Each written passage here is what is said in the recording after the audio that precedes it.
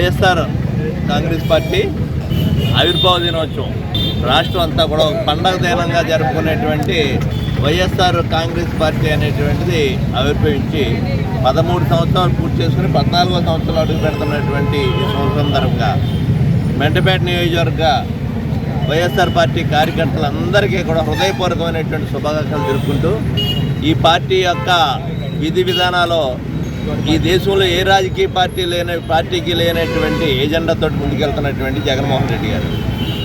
ఎందుకంటే ఉన్న రాజకీయ పార్టీలన్నీ వాళ్ళకి అధికారంలోకి ఏ రకంగా రాగలుగుతాం అనేటువంటి దాని గురించే ఆలోచించే రాజకీయ పార్టీలు. జగన్మోహన్ రెడ్డి గారు ఆలోచన అది కాదు.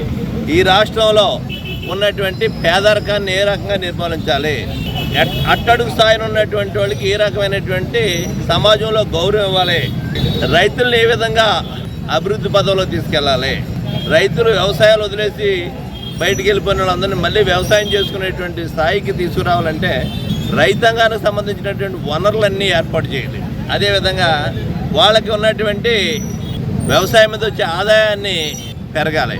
దీంతో పాటు ఈ రాష్ట్రంలో నిరుద్యోగులకి ఉపాధి అవకాశాలు, ఉద్యోగ అవకాశాలు కలగాలి, పారిశ్రామికంగా అభివృద్ధి చెందాలి.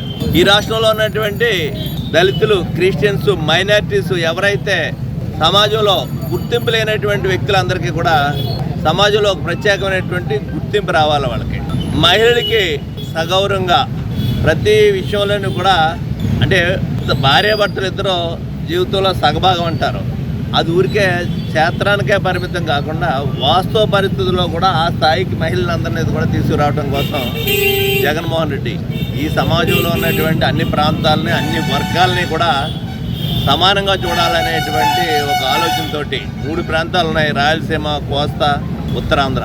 ఈ ప్రాంతాలన్నీ కూడా అభివృద్ధి చెందాలి. పారిశ్రామికంగా, మరి వ్యవసాయపరంగా అన్ని రంగాల్లోనే అభివృద్ధి చెందాలనేటువంటిది జగన్మోహన్ రెడ్డి గారు ఎజెండా. ఆ లోగోలోనే ఉన్నాయి ఇవన్నీ కూడా. ఆ విధంగా మరి రాబోయే రోజుల్లో ఇప్పటికీ ముఖ్యమంత్రిగా ఉన్నారు. ఒక నెల రోజుల్లో, నెల 15 రోజుల్లో ఎన్నికలు జరగబోతున్నాయి. మళ్ళీ రెండోసారి ఈ రాష్ట్రానికి ముఖ్యమంత్రి అయ్యి ఇప్పుడు మనం అనుకున్నటువంటి ఏదైతే చాలా వరకు ఆయన సఫలం అయ్యాడు. నేను చెప్పినటువంటి అన్ని కార్యక్రమాలు ఉన్నాయి. మిగిలినటువంటి స్థాయికి 100 స్థాయికి ఆ ఫలితాలన్నీ ప్రజలకి చేరవేసేటువంటి దిశగా ఆయన ముందుకెళ్ళాలంటే 2024లో మరొకసారి జగన్మోహన్ రెడ్డి గారు ముఖ్యమంత్రి కావాల్సినటువంటి అవసరం ఉందనేటువంటిది మనవి చేస్తూ ఈ విషయాన్ని రాష్ట్ర ప్రజలందరూ కూడా గుర్తుంచుకోవాలి.